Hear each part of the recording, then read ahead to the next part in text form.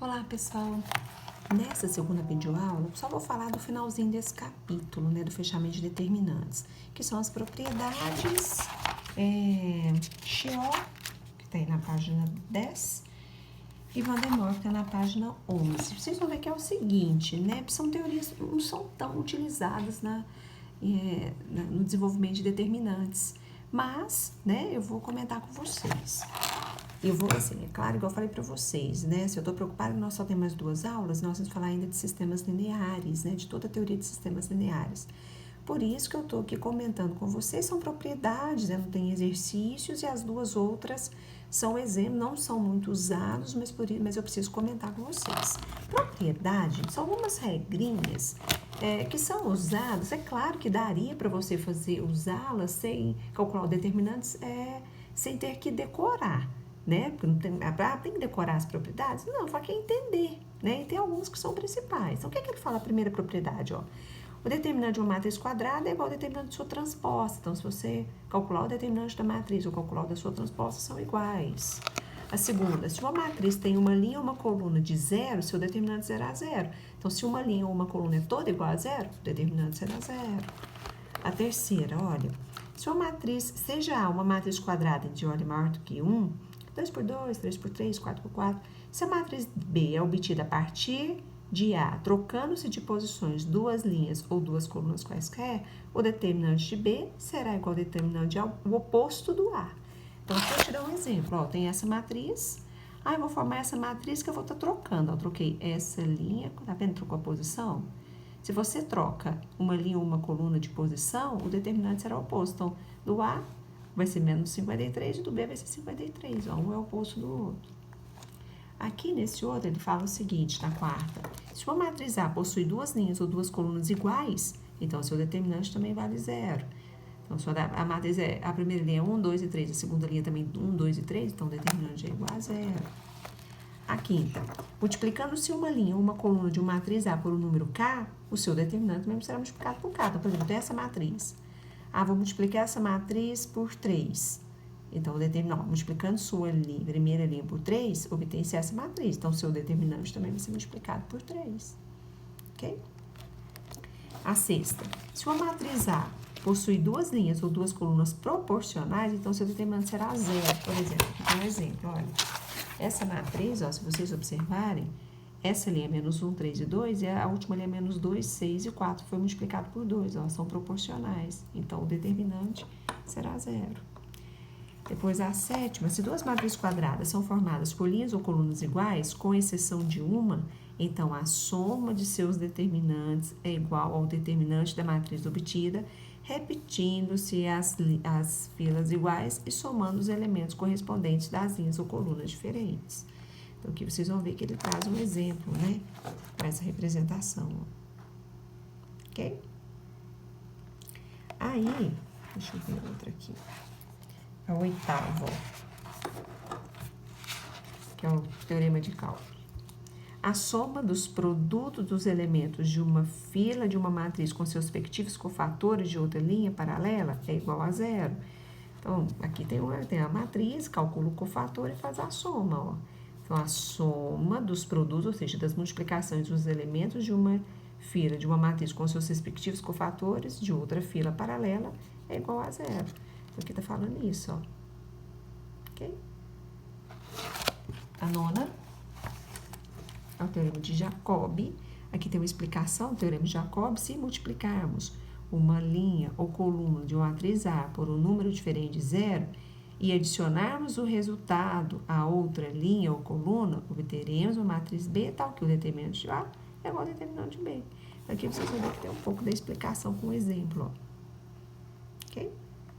A 10ª ele fala, ó, determinante de A vezes B é igual ao determinante de A vezes determinante de B. Nós já tínhamos visto isso anteriormente, né? No exercício. Esses são os 10, ó. Então, são 10 propriedades, ó. E agora deixa eu comentar aqui com vocês da regra de Chiot. Essa regra de Chiot, ela serve para você baixar a ordem de uma matriz. Então, vou pegar um exemplo aqui, ó. Aqui tem um exemplo. Dessa matriz, ó. É uma matriz de ordem 4 por 4, eu quero abaixar a ordem dela, eu quero fazer com que ela vire 3 por 3. O que eu faço? Aqui tem algumas regrinhas importantes, ó. Para você fazer isso, aqui, ó. Deixa eu mostrar aqui, ó, na página 10. O A1 tem que ser igual a 0, desculpa, igual a 1. Suprimimos a primeira linha e a primeira coluna da matriz. Dos elementos restantes, subtraímos o produto dos números que se encontram na linha e na coluna do elemento considerado sobre as filas retiradas. Eu vou mostrar isso daqui a pouquinho. E, por fim, calculamos o determinante dessa nova matriz encontrando o valor procurado. Vamos lá. Então, primeiro passo. O primeiro elemento é 1. Ok. Então, o que você vai fazer? Tem uma matriz de ordem 3 por 4 por 4, você vai montar uma de ordem 3 por 3. Como é que você vai montar? Cada elemento dessa matriz, primeiro, você vai riscar, que até destacou, ó, a linha e a primeira coluna. Cada elemento vai ser ele menos a multiplicação dos seus correspondentes, que é o valor correspondente da linha e da coluna onde ele está. Então, o primeiro valor vai ser 5 menos 2 vezes 2, ó, 5 menos 2 vezes 2. O segundo vai ser 2 menos 2 vezes 4, ó, 2 menos 2 vezes 4. O terceiro vai ser 1 menos 2 vezes 3, ó, 1 menos 2 vezes 3. 3 menos 3 vezes 2, tá aqui, ó. Menos 3 menos 3 vezes 4, tá aqui, ó. 2 menos 3 vezes 3. Ai, não é sempre menos, sempre vezes? É. 1 menos 2 vezes 2, tá aqui. Menos 2 vezes 4. E 4 menos 2 vezes 3. Aí você vai encontrar essa matriz. Depois é só calcular o determinante, né? Tá de 4 por 4, virou 3 por 3 pela regrinha de Sarris. Então, essa regrinha de Chiot, ela é usada para você reduzir a ordem da matriz. Se é 4 por 4, vai virar 3 por 3. Ok? E o último, o que é a matriz de Van der Moor? Vocês vão ver. Deixa eu ver isso aqui para mais fácil de entender. Primeiro passo, deixa eu explicar de cá, para vocês entenderem. Seja uma matriz A quadrada de ordem n. Dizemos que A é uma matriz de Van der Moor se ela for da seguinte forma. Primeiro, ó. Os elementos da primeira linha têm que ser todos iguais a 1. Então, os elementos da primeira linha são todos iguais a 1. E os da mesma coluna, e os de uma mesma coluna formam uma progressão geométrica. Os elementos da segunda linha são chamados de elementos característicos. Então, o primeiro passo. Então, aqui a primeira linha, todos iguais a 1. Se você observar os elementos dessa coluna, ó, tá formando PG, ó. O que é PG? É uma sequência de termos, de um para o outro vai multiplicando, ó. 1 vezes 2 é 2, 2 vezes 2 é 4. Né? Aqui, ó. 1 vezes 5 é 5, 5 vezes 5 é 25. Tá formando PG, ó. Aí ele fala que os elementos característicos são aqueles, ó, são os elementos da segunda linha, que é 2 menos 3 e 5. Aqui a mesma coisa, ó, a primeira linha é tudo igual a 1. Aqui você forma uma PG. Então, os elementos da característica são os da segunda linha. Por que eu falei pra vocês, gente, assim, nós não estamos detalhando muito, mas eu tô mostrando que existem essas regrinhas, porque dificilmente a gente pega um exercício ou outro que elas aparecem, ó, mas, nossa, é bom a gente entender, ok? Aí ele fala aqui, ó, prova-se que A1, A2 e até N são os elementos característicos, são os da segunda linha, de uma matriz de Van der Moor. Seu determinante é obtido multiplicando-se todas as diferenças. Então, por exemplo, eu tenho essa matriz que é a matriz de Van der Moor, ó, a primeira linha todos iguais a 1, e aqui eu formo uma PG.